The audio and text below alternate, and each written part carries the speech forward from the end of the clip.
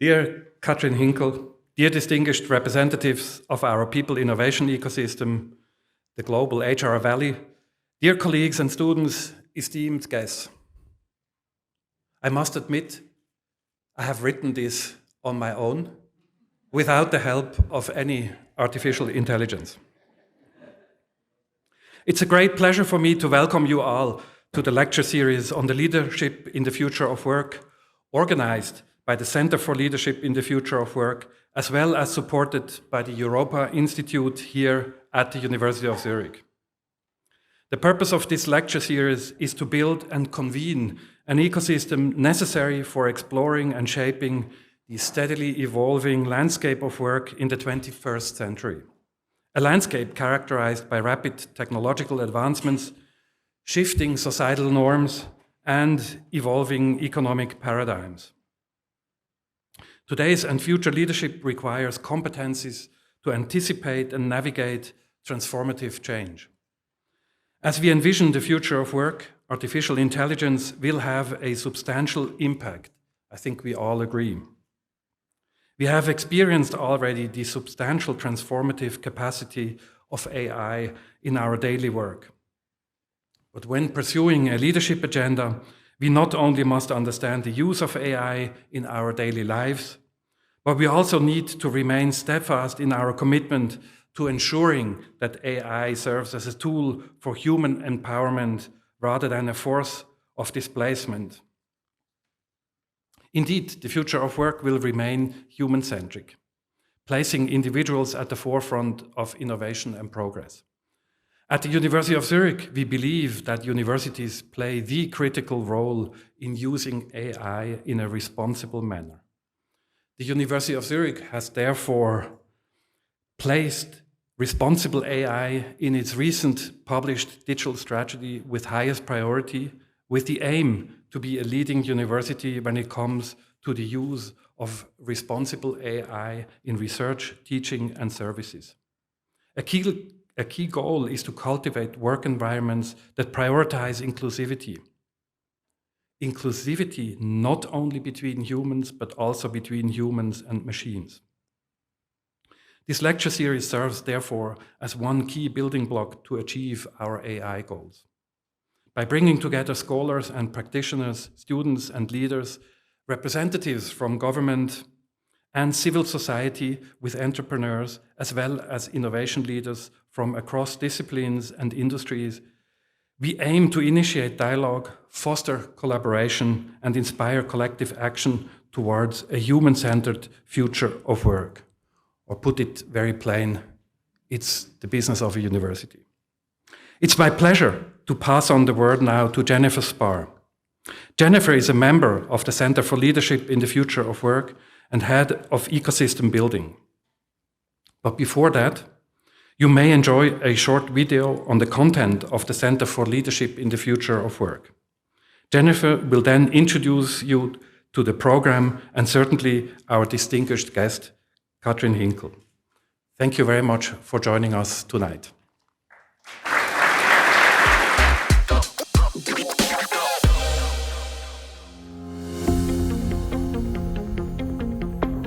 The University of Zurich's Center for Leadership in the Future of Work is the beating heart of the world's first people innovation ecosystem, the global HR Valley. We bring various stakeholders across society together around one common purpose: to shape a more human future of work. We do this through three core activities that mutually reinforce each other: discover, inspire, and shape. Our research explores how people can be lifted up to feel and do their best at work. Across our research, we use rigorous scientific methods and state-of-the-art technology. We are connected across the world to bring scholars together to study the human side of the future of work.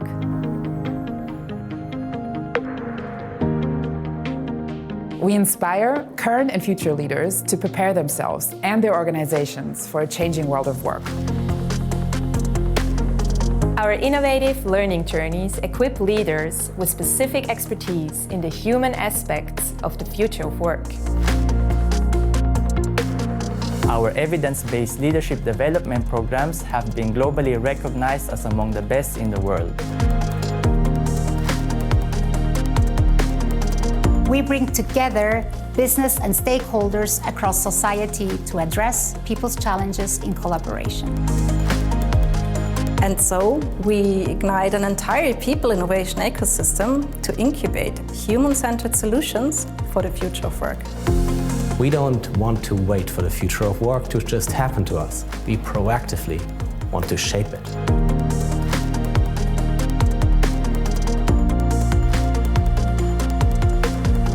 As part of our efforts to bring people together to build a better future of work, we welcome you tonight to the University of Zurich's lecture series on leadership in the future of work.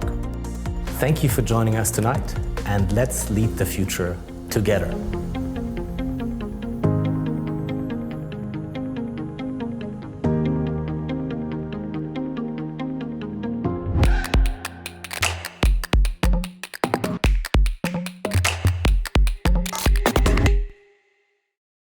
A very warm welcome also from my side. First of all, I would like to thank our distinguished speaker, Catrin Hinkel, the CEO of Microsoft Switzerland, for sharing her insights on leadership in the future of work with us tonight. Thank you so much for being here, Catrin. We are truly honored and grateful. I also want to thank our university president, Professor Michael Scatman, for his inspirational words kicking us off here tonight and for his unwavering dedication to our efforts in shaping the future of work. Thank you so much, Michael, as well.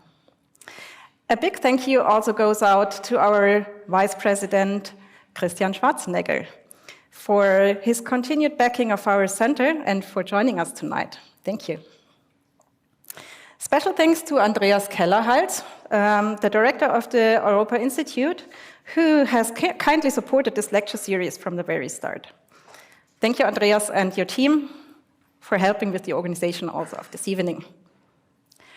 And I want to thank the fantastic team at the Center for Leadership and the Future of Work for all the amazing work they did to organize today's lecture, especially my dear colleagues, Professor Jochen Menkes and Lisette Cabrera, and all the others. It truly takes a team to make this happen.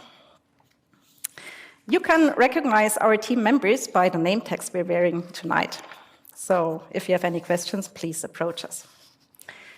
Finally, I want to thank you for taking out the time of your busy schedules tonight, for being here to collectively explore and assume leadership in the future of work. You are the people innovation ecosystem. It is through your interests and initiative that we can co-create the future for the better. This is the program for tonight coming up. In the next 20 minutes, we are elated to listen to Catrin Hinkel as she will share her insights on navigating the future, AI's role in human-centric work environments. Afterwards, Professor Menkes is going to start a discussion with a couple of questions for Catrin Hinkel before he will open up the floor for questions from you all. So, as you listen, please feel free to think of questions you would like to raise afterwards.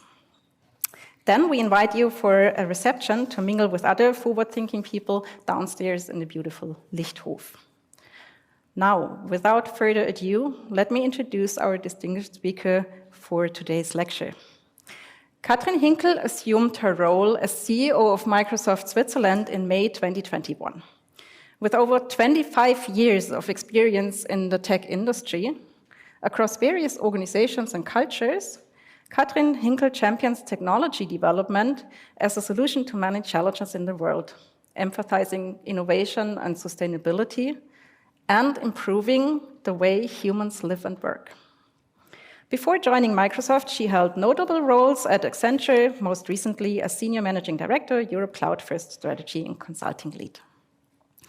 In addition to her CEO role at Microsoft Switzerland, Catrin Hinkel actively engages in shaping the digital future in Switzerland and beyond For example, as a member of the Executive Committee of Digital Switzerland and as a member of the Supervisory Board of the CISPA Helmholtz Center for Information Security. She serves as a spokesperson for the board of Generation CEO, a nonprofit association and established network of women leaders in German-speaking countries. Catrin Hinkel did her studies at the European Business School, Reutlingen and London. She is also widely recognized for her commitment to digital innovation, including being named as one of Switzerland's Digital Shapers 2022 by Swiss Bilanz magazine, and as one of the top 100 by Women in Business magazine. With her impressive career and continued engagement for a livable future, Catrin Hinkel is a true role model for many. The topic she'll be addressing today is AI's role in human-centric work environments is both pertinent and intriguing. In a world where technology is evolving rapidly, understanding its impact on our workplaces is crucial. Catrin's insight into how we can ensure that these advancements remain human-centric are sure to be enlightening. So without further delay, please join me in welcoming Catrin Hinkel to the stage. Catrin Hinkel, thank you again for joining us tonight. The stage is yours.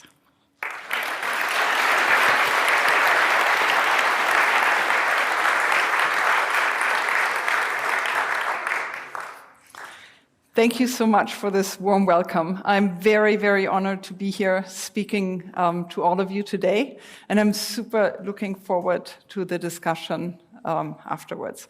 But first of all, thank you, Professor Scheppmann. Thank you, Jennifer.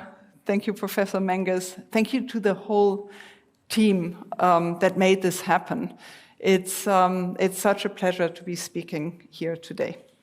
So I'm the CEO of Microsoft, has been explained. I think we all heard when we were young the question of, what do you want to be when you grow up?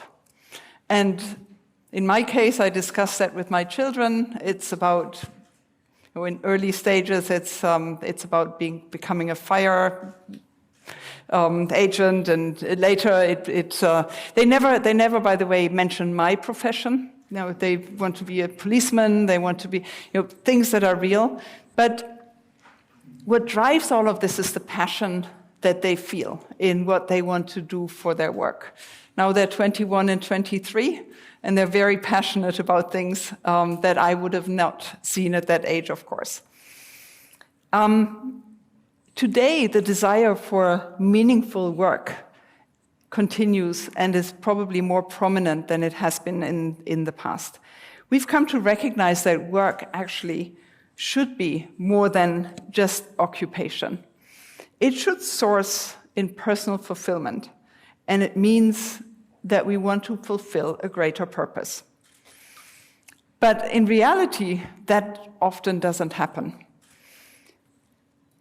Think about your own work and how often you are stuck in repetitive tasks, boring things that you have to do, while you really want to draw up a strategy and want to plan the future of either your personal life, a company, an organization, an NGO, whatever it may be.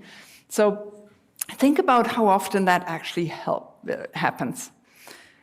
When we're consumed by emails, drowning in reports, and in back-to-back meetings, happens to me all the time, that takes away our time and energy from what truly matters, and that is spending meaningful time with people.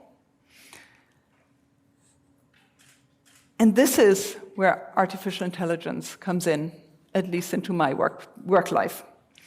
By integrating AI into my work life, I can free up schedules to focus on the heart of what leadership is about. And that is connecting with people, nurturing relationships, working on potential, working on what really matters, and leading our teams into new heights and successes. Our 2023 Work Index of Microsoft actually confirms this. Employees want AI to give them back time for more meaningful work. And AI allows us to focus on the bigger picture and reclaim the repetitive parts of our jobs. It empowers us to focus on what we as humans do best. And that is thinking creatively and planning for the future, solving problems and coming up with new ideas. Let me be clear. Artificial intelligence is a present reality. It's not new. It is already transforming the way we live our lives, the way that work is done. It's transforming in factories. It's transforming the way we do analysis of big data. So it's already here, right now. It's about how we communicate. It's about how we learn and how we work. It is already reshaping the world. But before we look into the present or future, let's look at the recent past. Not even 2 years ago, ChatGPT burst into our lives, and with it, Gen AI, which is really the technology that makes AI accessible for everyone. I vividly remember the day where, and this is funny because my 21-year-old son, of course, didn't know what we were about to embark on at Microsoft, and he sent me a message and said, "Mom, you need to check out this cool tool." And he sent me a link to ChatGPT. And we spent a wonderful Christmas and New Year debating what this is going to do to the world in general, and of course, to his life as a student going for his bachelor degree. In just a few months, ChatGPT skyrocketed to 100 million users. And it showcased the rapid adoption rate of Gen AI technologies. Now, nearly every industry is undergoing a collective transformation. We are all discovering entirely new ways of working because of advances in AI. One of the tools, of course, that brings this to life and is Microsoft Copilot. And this is just representing a tool. There's many others, but it's obviously the one that I can most easily actually talk about. And it is a tool that has come very fast after the initial going to market of ChatGPT. Who of you in the audience knows Copilot as a brand, has worked with it? It's great to see. And I'm sure you'll have lots of questions, and I'm looking forward also to some critical ones later on. But powered by AI Copilot, it supports to actually navigates complex tasks and automates routine processes. And it acts like a personal assistant. For me, I must say I was an early adopter and user. Of course, I had the pleasure and privilege to be an early user. And I cannot think of a life without Copilot at work at this point in time. Let me give you a glimpse of how that looks like in my daily life. So in the morning, in the past, I would have opened Teams, look at the chat that came in over the night. You know, Seattle is 9 hours away, so there's always something that comes in the night. Then I look at emails. Now I just go into Copilot and say, look at what came in the past 12 hours, give me a summary, and also create a to-do list of things I need to be doing. That's the prompt I'm using every morning to get my day started. And it's never perfect, by the way, but it's a fantastic way to actually start the day, be organized around what came in, know what may be urgent, and be able to prioritize the own tasks. Next up, of course, is a meeting with my business manager, and we're talking about the customer meetings that are coming up. And of course, my team has prepared many, many pages of, this is what you should know before you speak to the customer. This is the situation. These are the challenges. These are the questions that may be asked. And of course, that briefing was 2 weeks ago. And of course, something has happened in the news as well. So before I actually go into the customer meeting, I ask Copilot to go through the briefing document and add all the information that has come in over the past probably 2-3 days on the customer in the media and news and internet and so on. That way, I'm absolutely on top. It takes me 10-15 minutes. I'm reminded of what happened, and I can take the meeting from there. The most prominent example, of course, is what happens next. I come back, I'm late for the next meeting, I join the meeting, the discussion is in full swing. Then I ask Copilot, can you summarize what happened so far? And with that, within seconds, I can actually join the meeting. And there's also personal use, of course, of Copilot. So I agreed with the family that I would bring in some ideas of what we want to do for the summer vacation in a specific country. I asked Copilot to come up with a few ideas, and I can then take those back home and start the discussion over dinner. When I want to work on the strategy for next year, our fiscal year is closing soon, what I do is I take the old strategy paper, I ask Copilot to look at that and take in all the news that we have seen come in from product announcements and so on, and customers, and I ask Copilot to actually start a new document for the next year's strategy. And again, it's not the full strategy. It is a great starting point for me to then adapt, to revise, to look through, to have all the details of last year, and be a lot more efficient at work. So that's how Copilot, and these are only a few examples, actually changes how I work. What this means is I spend more time where I should spend time, and that is with people, with customers, with partners, and with my own teams, to actually coach them, to help them, to discuss about strategies, and also people topics that need to be addressed and so on. So it really frees up my personal time as a leader in the environment to do what I really would like to do and what people expect me to do.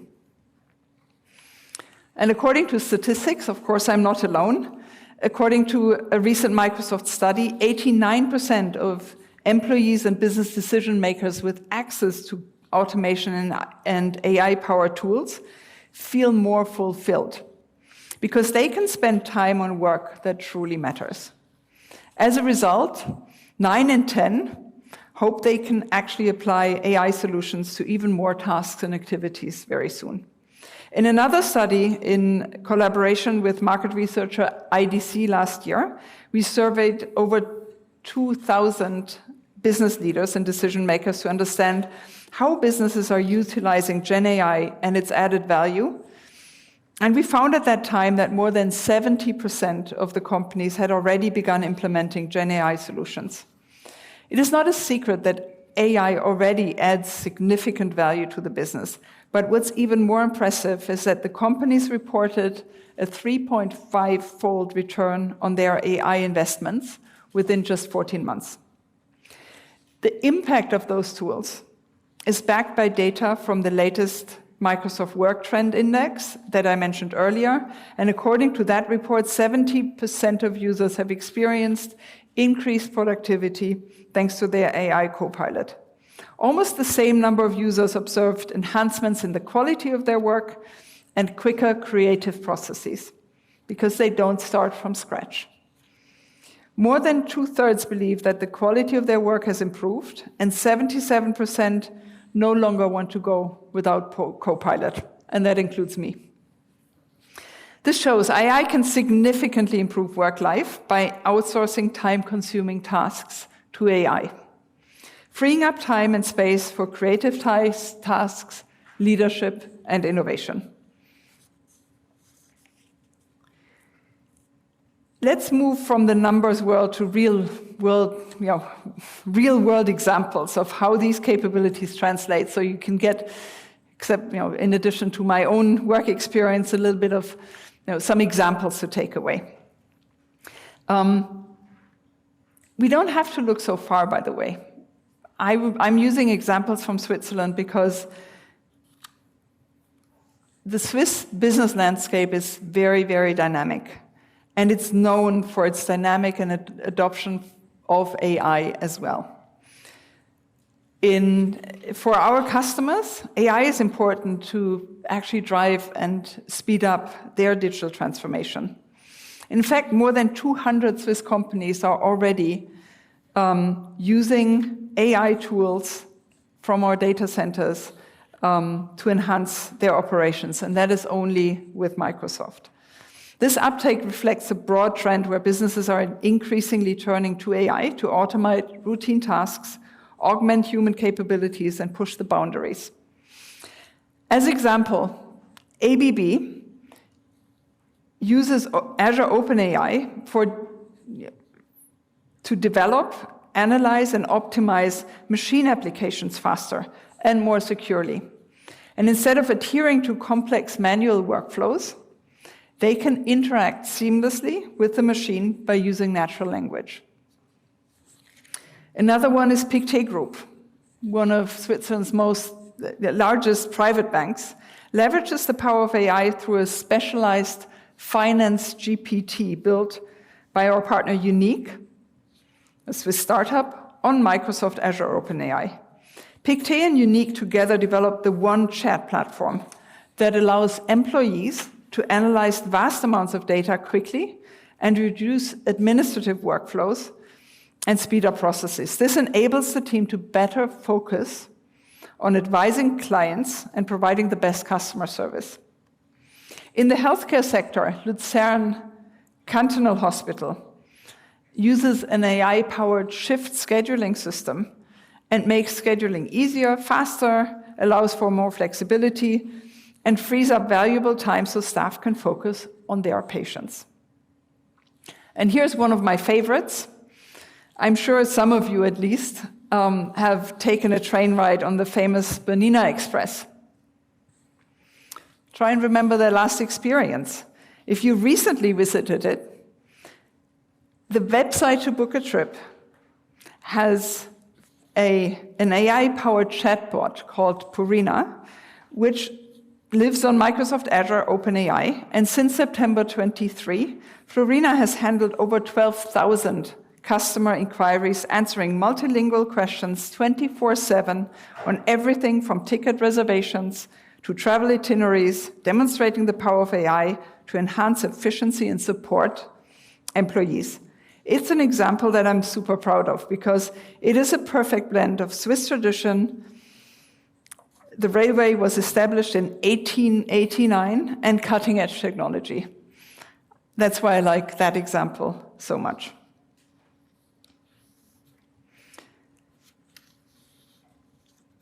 With so much potential and many capabilities that we are using and can be using in AI, with AI, we must always ask, are we using it in the right way? With technology comes responsibility. And we all had to learn at some point that not everything on the internet is true, and we must do the same with AI. We must learn its biases, learn its shortcomings, learn the risks that are associated, learn its strengths and figure out how to use those and make it a tool that serves us. Imperfection and making mistakes are part of human condition. Consequently, the internet as well as AI systems reflect the world in which they are designed, inadvertently inheriting biases, falsehoods, shortcomings that are prevalent in society. We must remember AI is only as good as the data that fuels it. That way, it's sometimes easier to actually apply it in a business context where the control of the data in the business is a bit tighter than it is, as an example, in the internet. Responsible AI requires a thorough understanding of the data that powers these systems. And when training a Gen AI model, we need to make sure that the models are getting enough data from enough places so that people are not left out. Inclusivity in AI means developing technologies that serve all population groups and ensuring that underrepresented groups have a voice. in AI development and results. Laws and regulations are emerging, and they're essential to ensure systems are safe, secure, and trustworthy. At the same time, they're not a substitute for the responsibility that must be exercised by organizations and individuals engaging with AI. Given AI's growing influence on decision-making, there's a pressing need to ensure that its development and use are guided by ethical principles. This is precisely why Microsoft and others have developed a core set of responsible AI principles that apply to all our AI efforts, all the models we train, that guide the way we build the platform, and so on and so forth. Those principles are around fairness, reliability and safety, privacy and security, inclusiveness, transparency, and accountability. And you can actually, if you're interested, find those on the internet, and it's very valuable to read those and those of others and get educated on those principles. We share a common responsibility. Securing AI is a team sport. It is crucial for both educational institutions and businesses to raise awareness about the ethical issues and the broader societal implications of AI, and to collaborate on setting the boundaries and mitigating the risks. Many different perspectives are necessary to achieve that. In January this year, in Switzerland, at the AI House in Davos, the Swiss Call for Trust and Transparency has launched a pilot GenAI Red Teaming Network. This Red Teaming Network unites all stakeholders, tech companies, public research institutions, to work collectively on disclosing, replicating, and mitigating the most urgent safety issues of generative AI systems. And as of mid-January 2024, 12 major tech companies have committed to joining forces with the network and thereby significantly advancing AI safety. We are committed to continuing to develop these ethical guidelines to ensure AI reflects our values and puts humans' well-being at its core. We're convinced that this is the way we can truly shape the future to the benefit of all. In light of this, our goal is also to nurture not just workers who can operate in an AI-driven world, but conscientious individuals who can steer AI towards positive societal outcomes. And to achieve this, we're investing in learning platforms and forging partnerships that broaden access to AI. We call this democratizing access to technology and AI. These efforts are designed to provide comprehensive education and training because the benefits of AI should be widespread, not exclusive. Our vision is to democratize AI to everyone, making it a tool for empowerment and progress for all individuals and all organizations, helping everyone to achieve more. Let's recap and connect what we've heard about the past and the present and the future. Looking back, major innovations and breakthroughs have always changed the way we live and work. Think of how the electrification of our cities, the Industrial Revolution, or the birth of the internet all changed everything. And there's always fear involved. Now, AI is the next big thing on that list. It is the defining technology of our times, and it transforms our lives. AI revolution will require human evolution. We must champion skilling and reskilling of teams, of individuals, of workers, guiding them through this area of change so that together we can harness the full potential of AI to enrich our work and our lives. Already today, AI can help us with repetitive tasks that often consume much of our time and energy. An intelligent assistant by our side, AI helps us quickly find, analyze, and use information, enabling us to make more informed and therefore better decisions. But we need to be intentional. Working with AI shouldn't be about doing more of the same faster. Instead, AI will free us to focus on tasks that have a strategic impact, that drive innovation and creativity, that connects us as humans and fosters more time for personal and human interaction. Yes, artificial intelligence is the defining technology of our time. The pace of AI innovation is accelerating. And the exciting part from my perspective is we're all just getting started. With technology, as I said, comes responsibility. Not only as an organization, but also as leaders. We bear the profound responsibility to navigate this transformation. And we are responsible for ensuring that the integration of AI into our workplace is conducted ethically and yields tangible benefits. Looking ahead, I see a world where artificial intelligence holds an even greater and more tangible value than it does today. All of this goes beyond individual productivity gains. AI is enabling us to create new solutions to previously unsolved challenges. And we can see that in medicine, we can see that in sustainability development. There's lots of examples that we can already see taking practice in the world today. It will help decision makers in the boardroom, research scientists in the lab, sales and service people with customers, frontline workers in manufacturing, facilities, or even farmers in the field.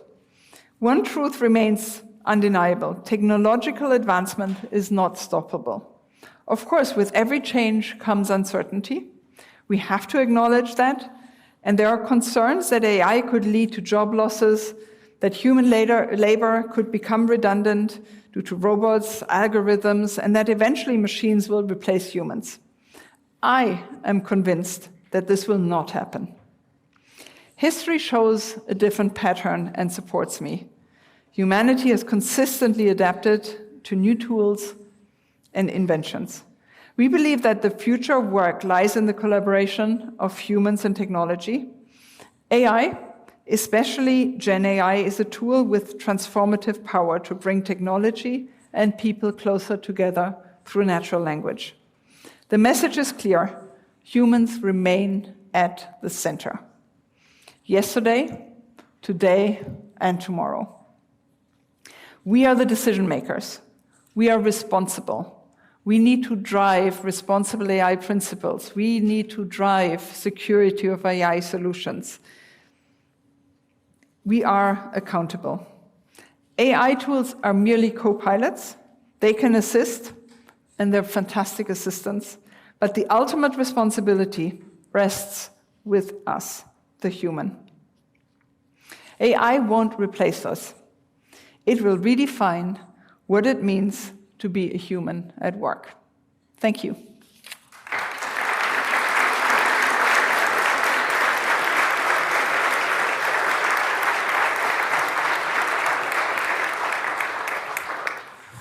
What a fascinating talk. Thank you very much. It was great. We are now going to open the floor for questions.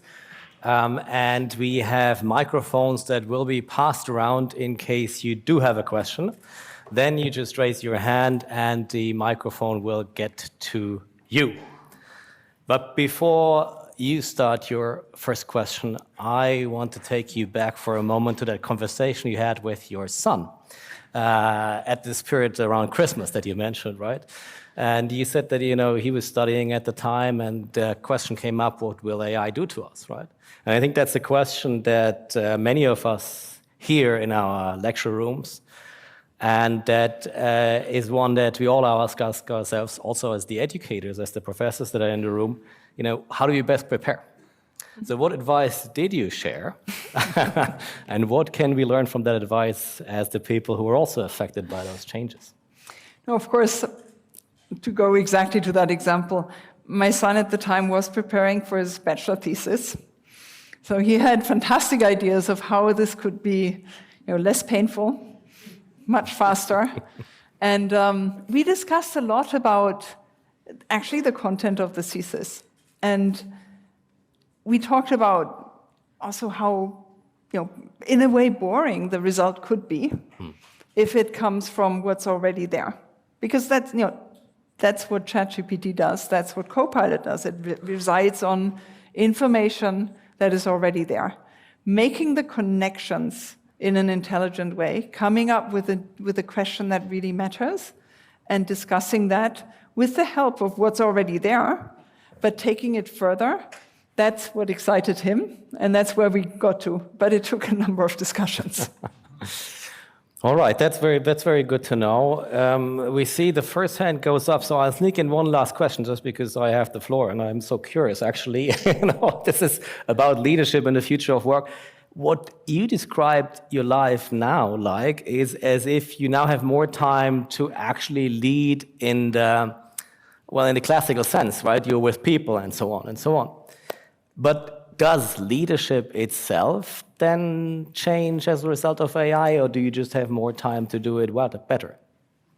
So no, I mean, the world changes and the way we do work changes, which also means that leadership changes. And I actually, in a way, need more time. And it's about many things. So let's take one of them. Human interaction still plays a huge role in the workplace. And what we can see when we look at people working predominantly remotely, and we encourage that, and people working as teams together, interchanging and spinning ideas and so on, there is a difference in people coming together as one example. So leading that and making that happen and creating the right mix is one of the things that I do as a leader, in making sure that it doesn't all get remote, and the human factor actually plays a role in making a difference. It makes a difference in the work results. It makes a difference in how people feel at work, how content they feel at work, because coming together does make a difference. So this is just one example of how leadership plays a role, and you actually have to mind those differences that are coming and those trends that are coming, and making sure as a leader that they come together in the right way. And don't you think that AI may soon be the better leader than we flawed humans with all our deficiencies? So coming back to what I just said, Gen AI and Copilot can go through massive amounts of data in a very short time frame, and can bring a wonderful summary of what has happened, what the data shows, so I don't have to, the whole guessworking and so on goes away. It does not, go looking into the future. It doesn't really help that much. It just shortcuts, for me, the way to the basics. All right. I've taken up enough time. I think we had a question right here in the back. Perhaps we'll start from the back and then we'll work our way forward, sideward, and so on. We'll see. Thank you very much for the presentation. I thought it was very well done. And when you ask your question, maybe just quickly introduce yourself, so we know, where the question is coming from. Okay, my name is Linda Samsinger, and I have two questions. The first one regards the disinformation. So as even scientific journals are using AI, and also at governments, they are using AI to create texts, how can we check whether what they say, what they write is true? How can we figure out what truth is? There we go. That's a big question. Yeah. Let's just put that right there.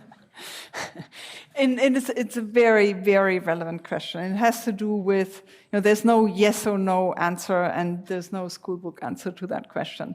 If you go back a little bit, we had the same challenges with the internet before AI. And what we really need to do as a society is we need to, again, the human stays in the lead, we need to build digital literacy. And I think we need to start that early so that people actually know how to check for, the truth, how to check for sources, how to be sure where a statement actually comes from.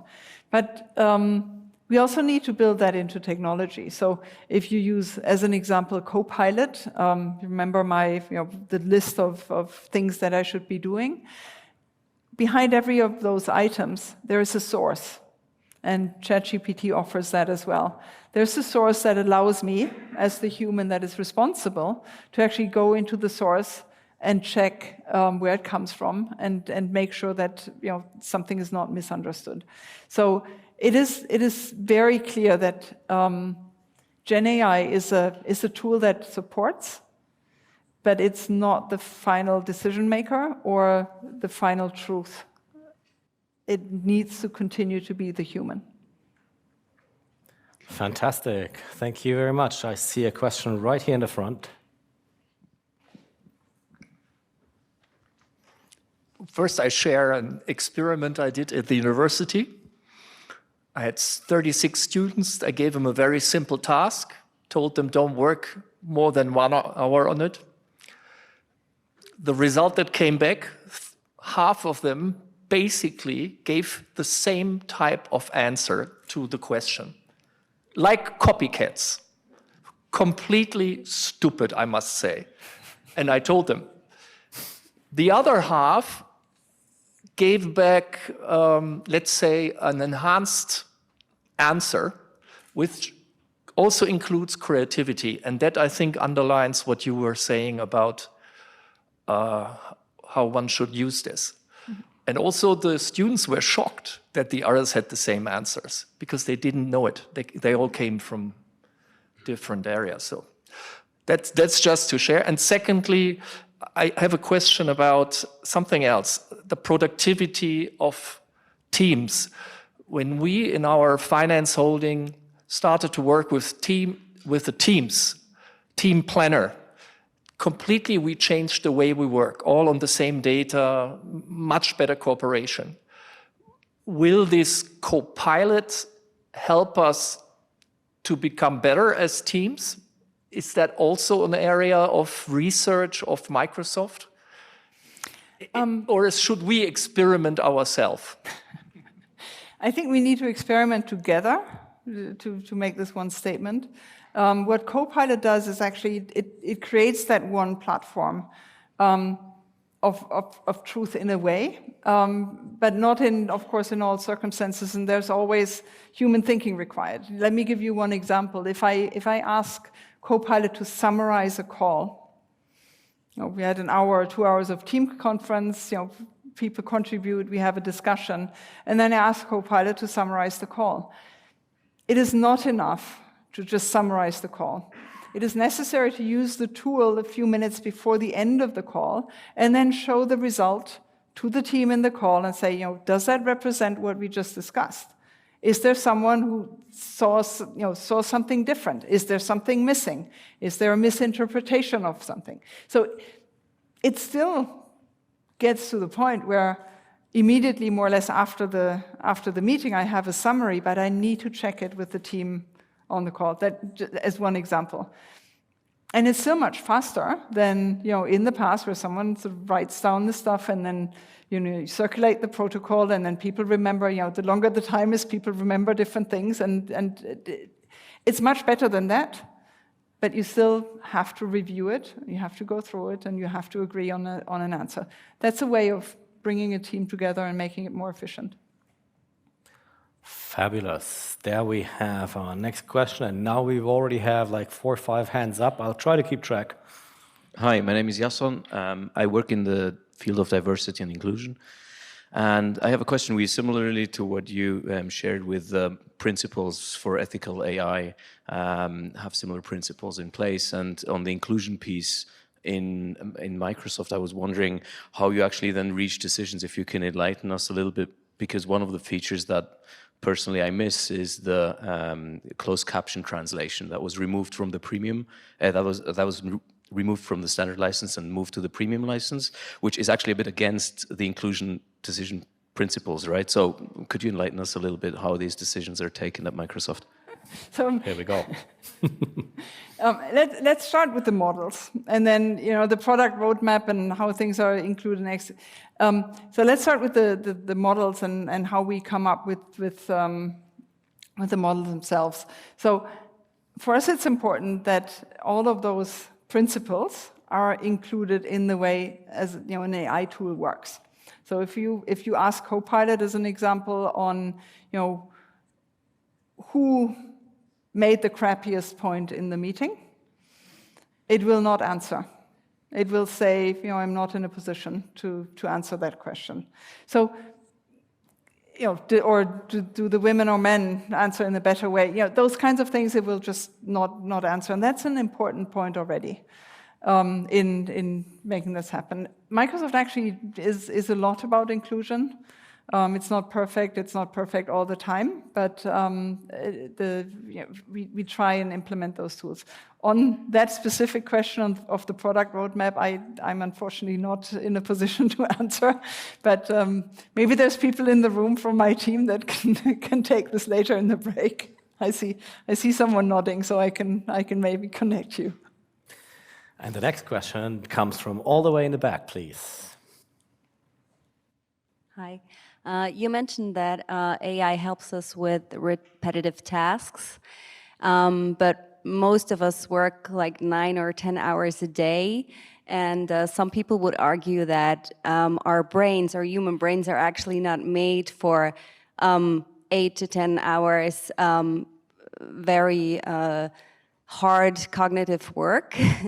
So we need the repetitive tasks for a break, for a mental break. What would be your solution to that problem?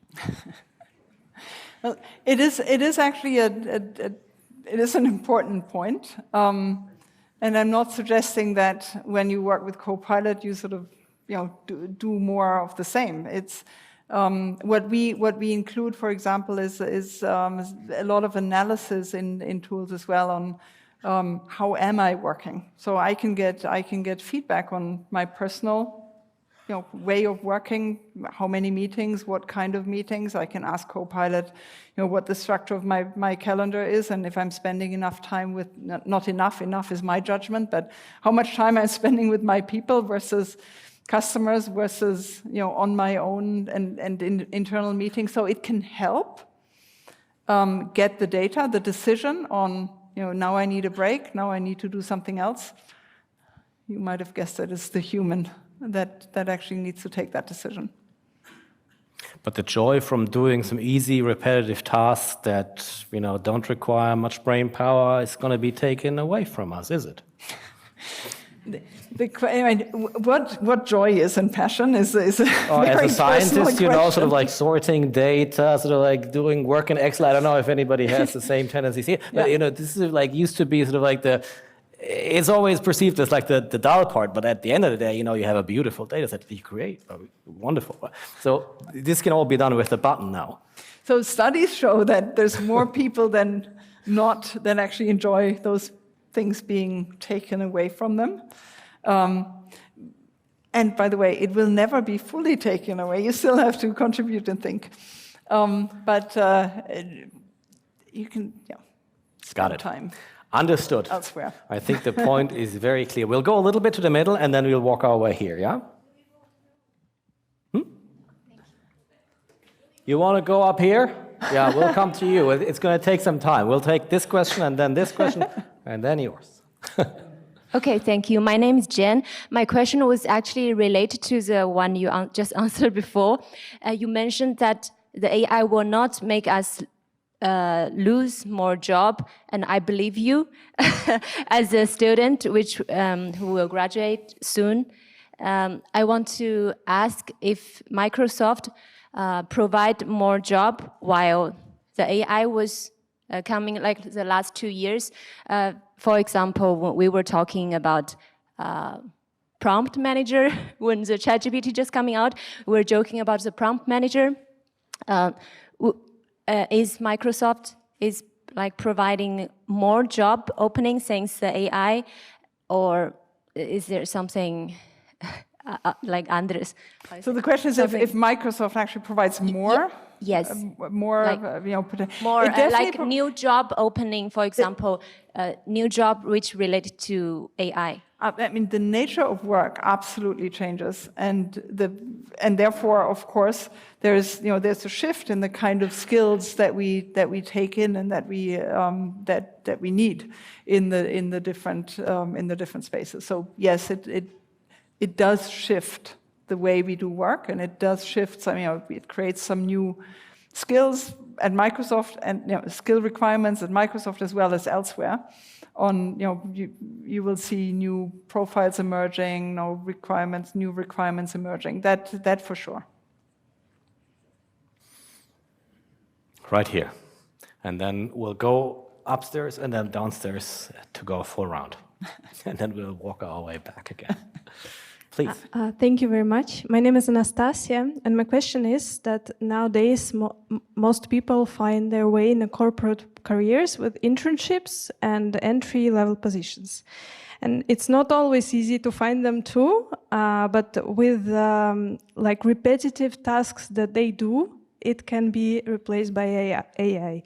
So my question is, do you think the barrier to entry into the corporate world will increase or not? And if so, how do you think it can be overcome, for example, in Microsoft? Thank you. So first of all, we do take interns and students to support us at Microsoft, and they don't necessarily do repetitive tasks. Of course, we want people to work with the tools, as they come to us. I think it's as the work environment changes over time, and we have seen those shifts in the past. There will be different ways of training people, of gaining skills at university, like early, even before you start work, or bringing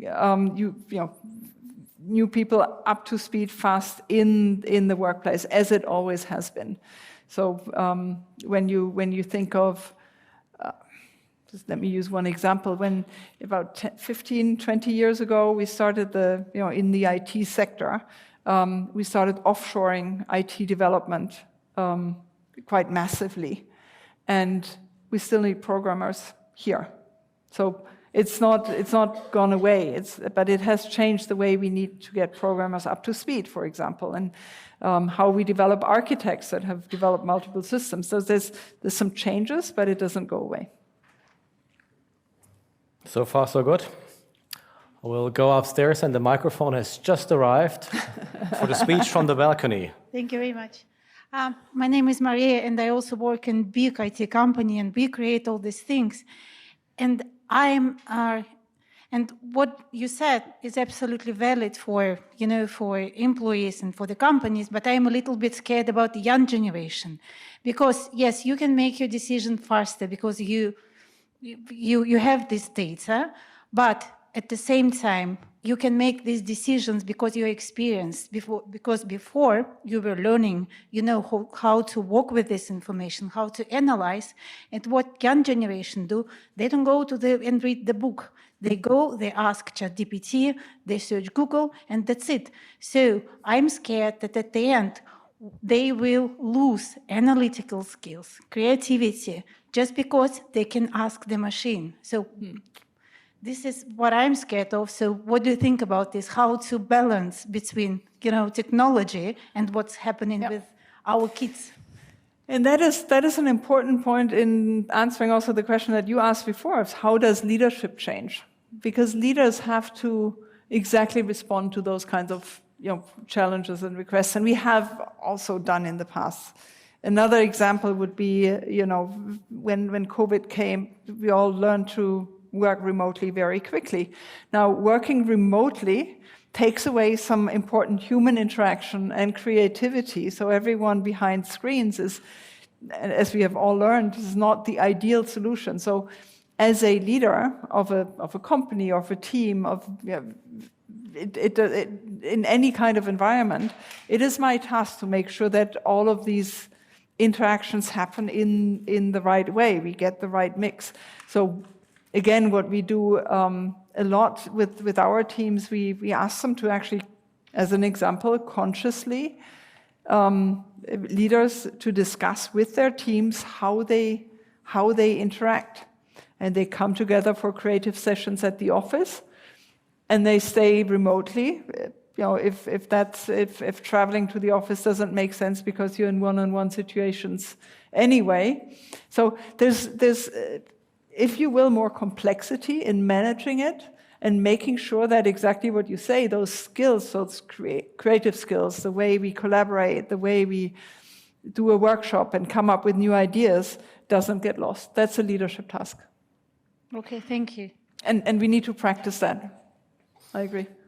Fantastic. There is another question right there. The microphone will go there. Hi.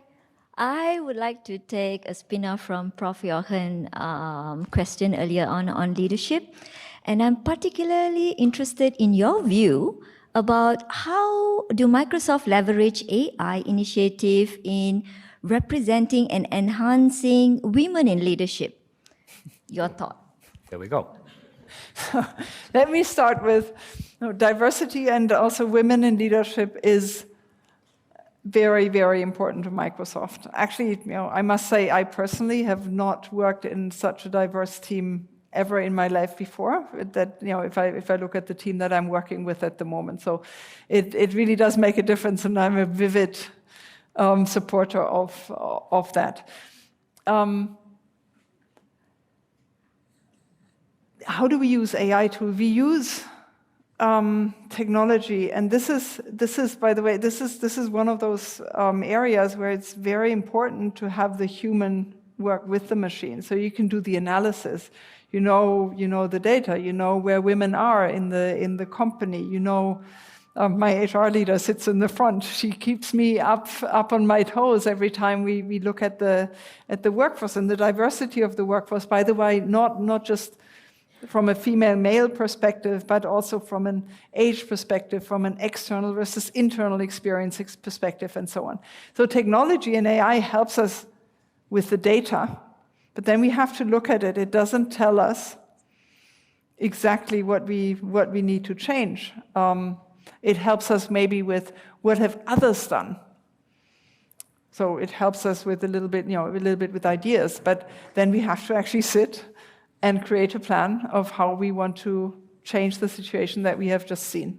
So in that case, you can really nicely see how both things come together: the human part, the creative part, and the technology part. We have to be a little bit selective. We'll go to you, then we'll go all the way to the back for the second question, and then we'll go over to the other side, and then I think we'll probably have to wrap things up.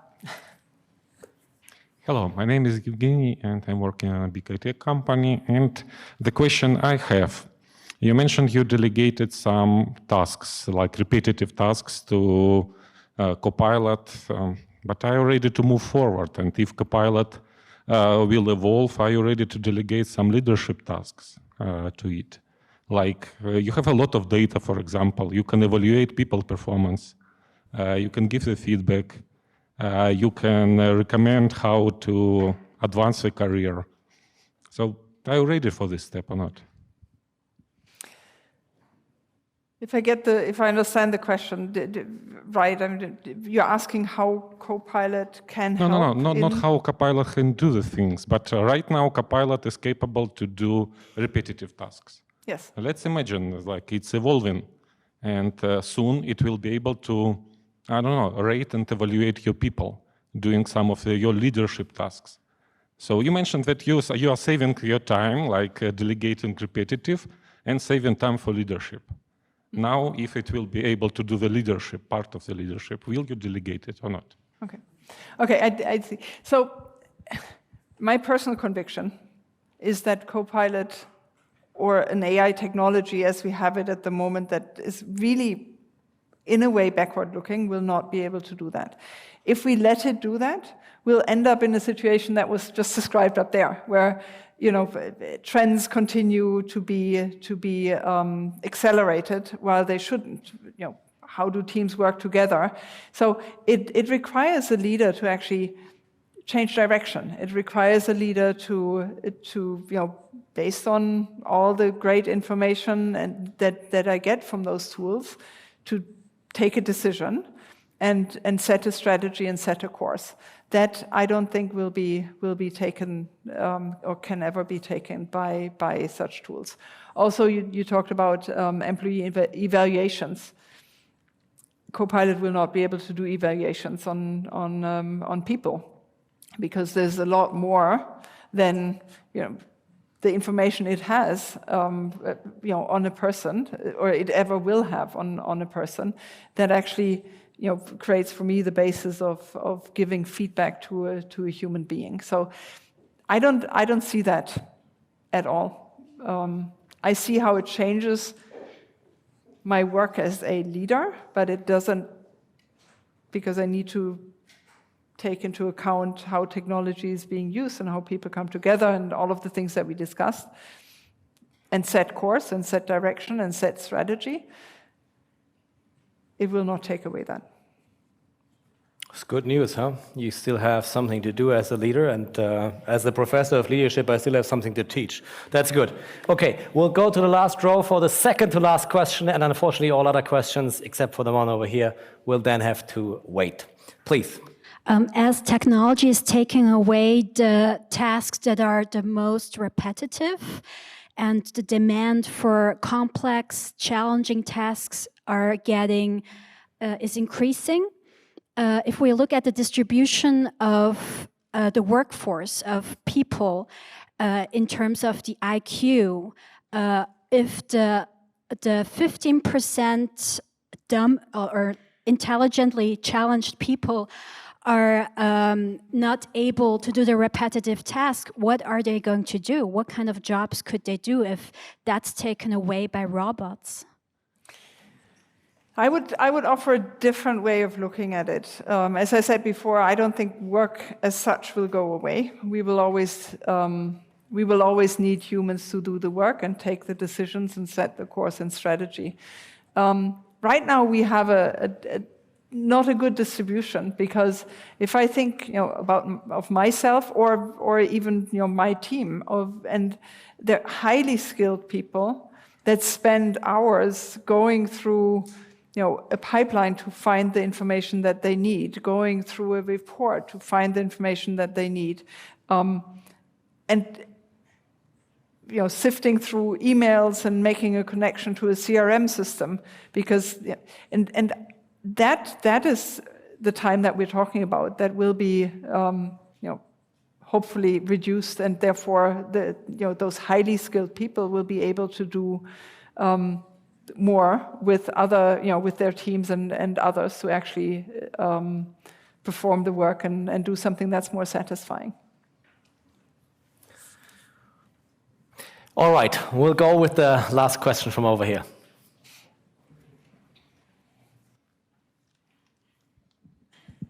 Thank you. My name is Marcelo Hiso. I work for Kühne Nagel. And the question is, do you believe that our regulators are on the right path or even up for the task to control AI, to keep the humans, as you said, in the forefront for the upcoming years?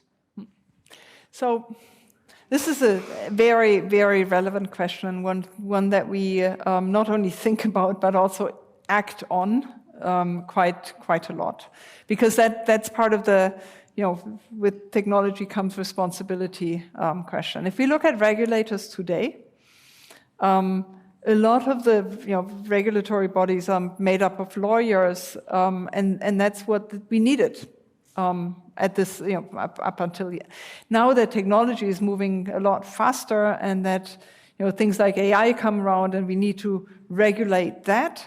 There's other skills that are needed, and it will take some time to sort of to change the skill set. What do we do? As a company, we can offer help, but we will not do the regulation. So we can offer information, we can offer thinking, we can offer knowledge and capabilities. Regulation will still have to be done by the governments. I know that we're being asked to come in for those discussions. Of course, we're not making the decisions, which is exactly the way it should be. And I think that kind of collaboration is something that in politics and the way we evolve the world will become a lot more important. So sourcing information from different places, making sure that we come together as diverse teams. My example on the red teaming was another one where it's not we cannot come up with all the potential threats and answers to them. We need to collaborate with academia, and we need to collaborate with other companies and with government bodies and so on to have this full view of the picture and conclude on what needs to be done.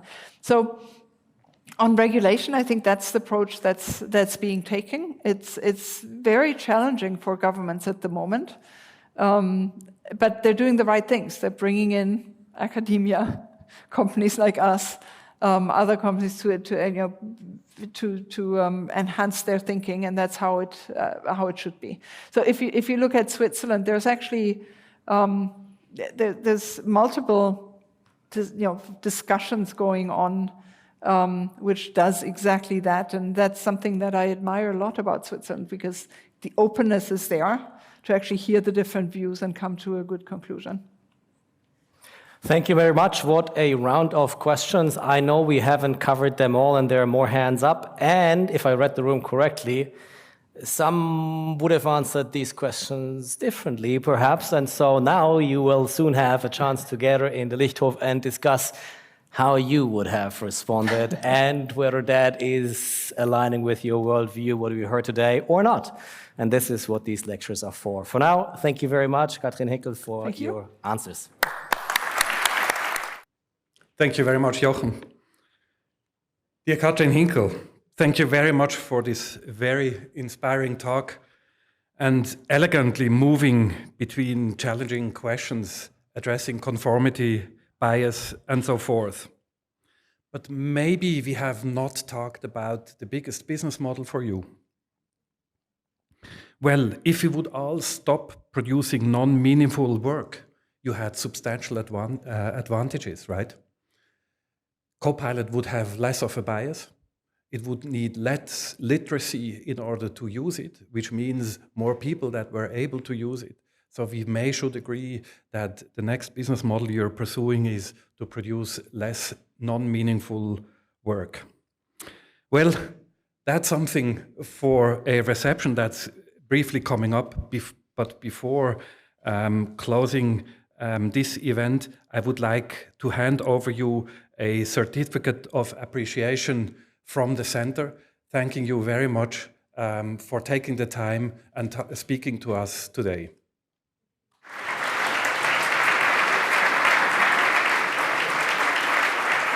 Thank you so much.